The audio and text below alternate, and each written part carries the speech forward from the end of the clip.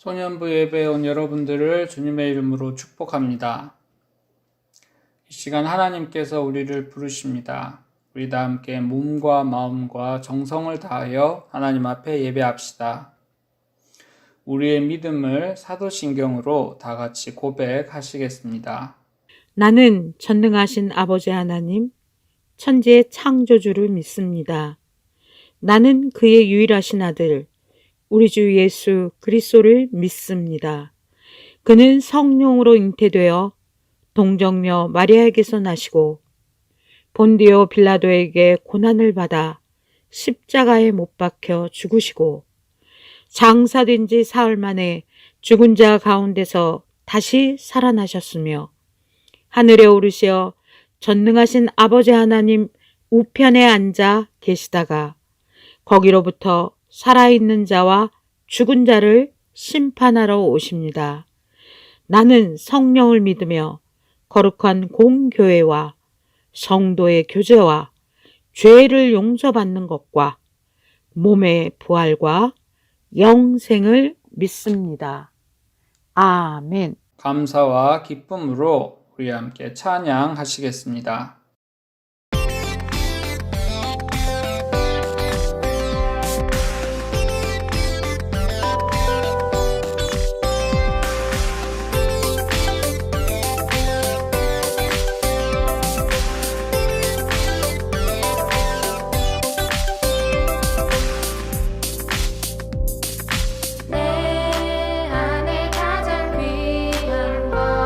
예수를 알미라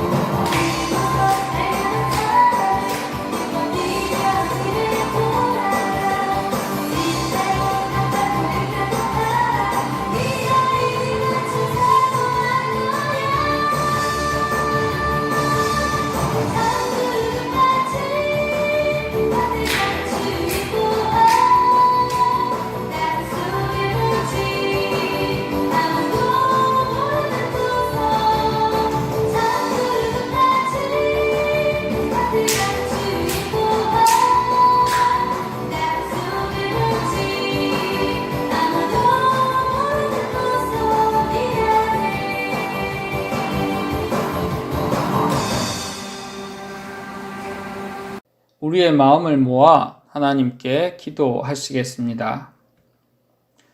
사랑의 주님, 감사합니다. 또다시 코로나가 극성인 가운데 저희들로 하여금 예배할 수 있게 해주셔서 감사합니다.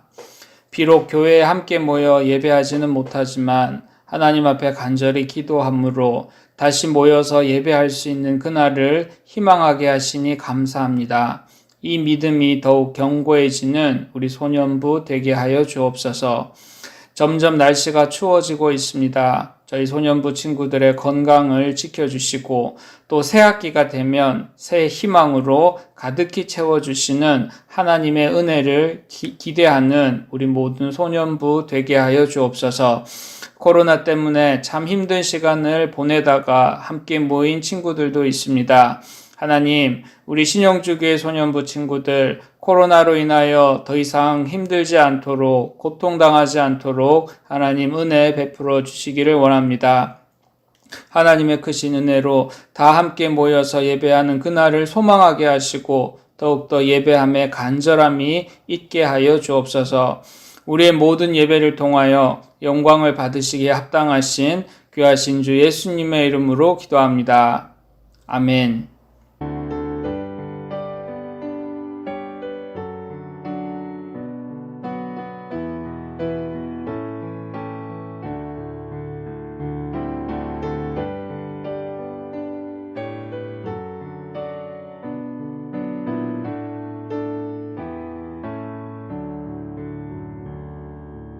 우리의 기도를 들으신 하나님께 감사드립니다. 이 시간 하나님의 말씀에 집중합시다.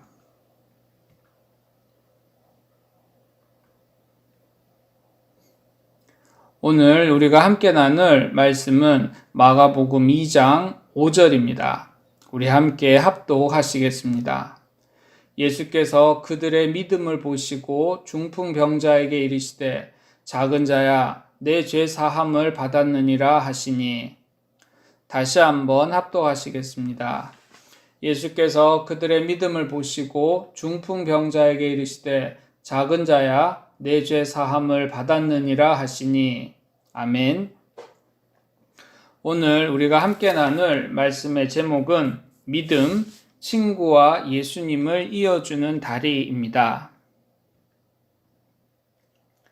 미국의 한 결혼식장에서 있었던 일입니다.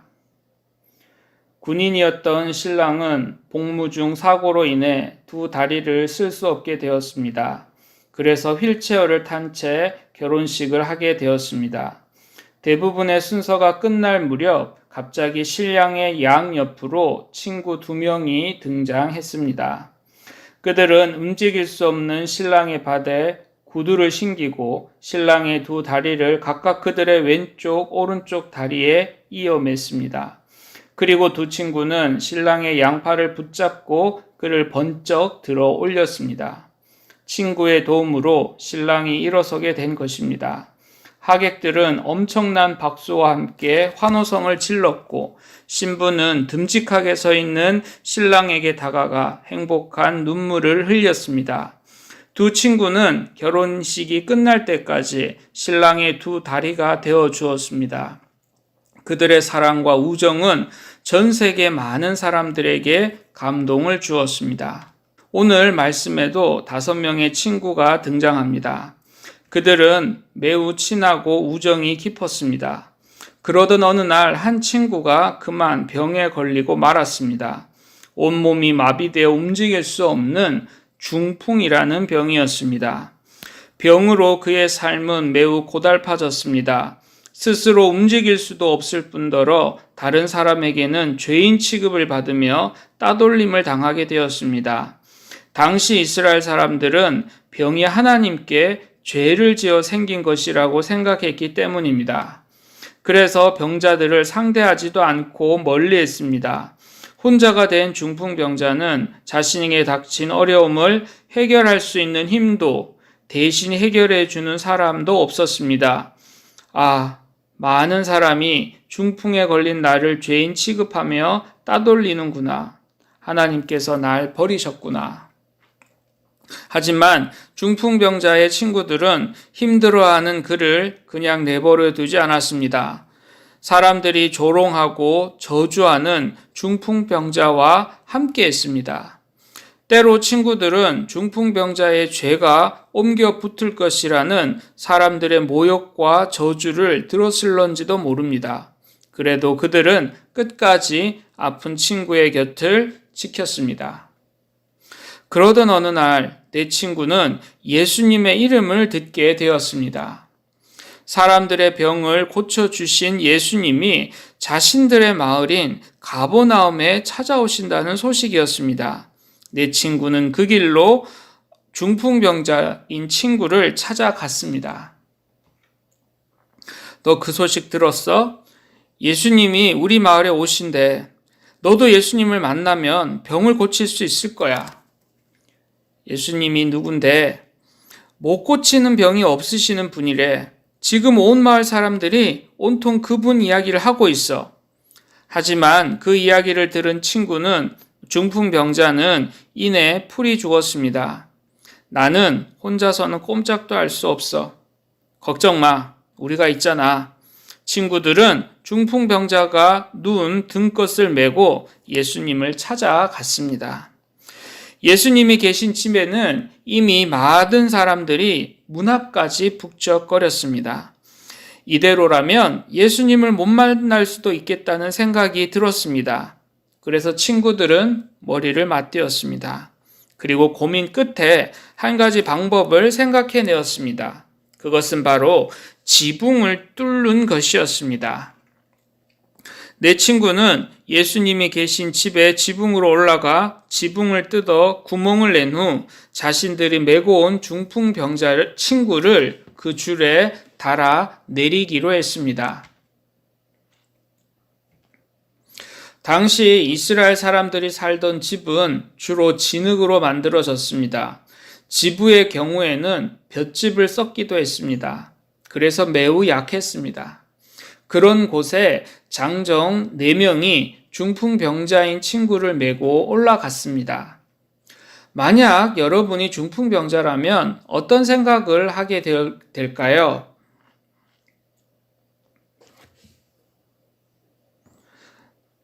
지붕이 무너지진 않을까? 들것에선 떨어지지 않을까? 걱정하지 않을까요?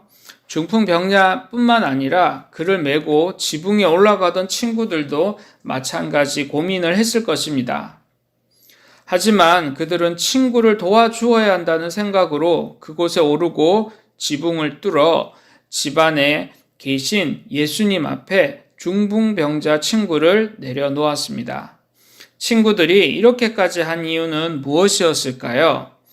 다른 사람들에게 죄인 취급받으면서까지 친구를 사랑하는 마음, 그 친구의 몸과 마음이 회복되기를 바라는 마음, 무엇보다 예수님만이 친구의 병을 고쳐주시고 회복시켜 주실 것이라는 믿음이 있었기에 내 친구는 이런 행동을 할 수 있었습니다. 과연 예수님은 이들을 보시고 어떻게 하셨을까요? 그동안 예수님은 많은 병자를 고치실 때마다 그들에게 믿음이 있는지를 확인하셨습니다. 그런데 오늘은 예수님께서 아무것도 묻지 않으셨어요. 그저 그들의 믿음을 보시고 중풍병자에게 말씀하셨습니다. 작은 자야, 내 죄 사함을 받았느니라.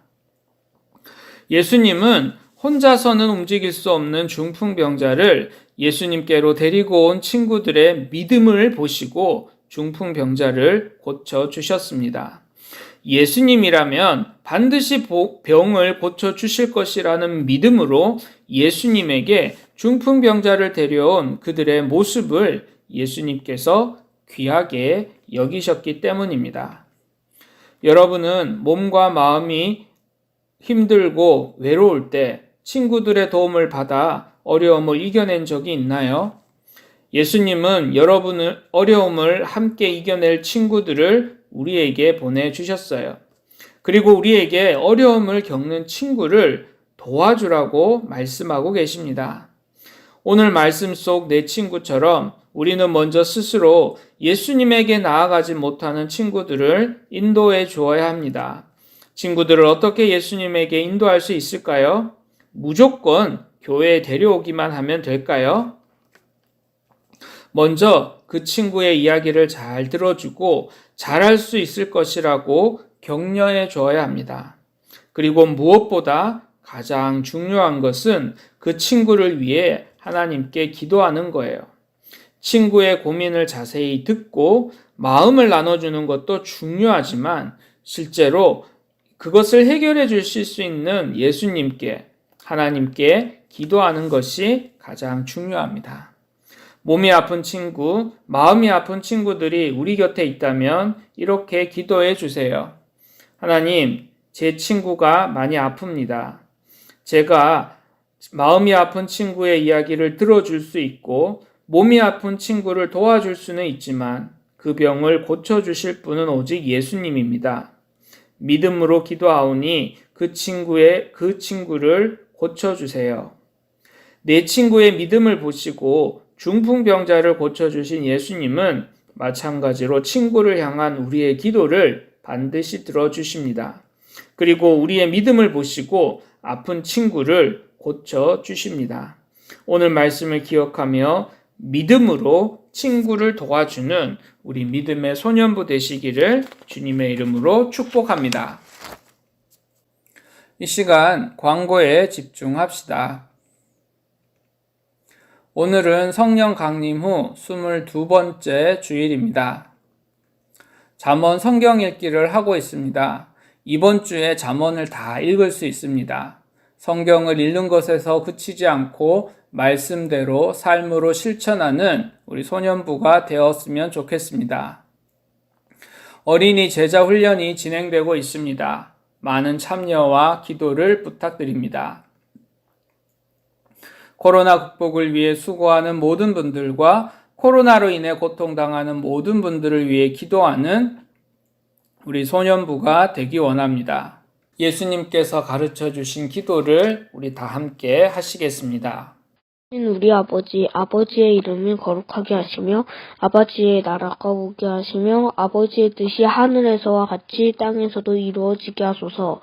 오늘 우리에게 일용할 양식을 주시고 우리가 우리에게 잘못한 사람을 용서하여 준 것 같이 우리 죄를 용서하여 주시고 우리를 시험에 빠지지 않게 하시고 악에서 구하소서. 나라와 권능과 영광이 영원히 아버지의 것입니다. 아멘. 소년부 여러분, 코로나 때문에 많이 힘들어하는 친구들이 있습니다.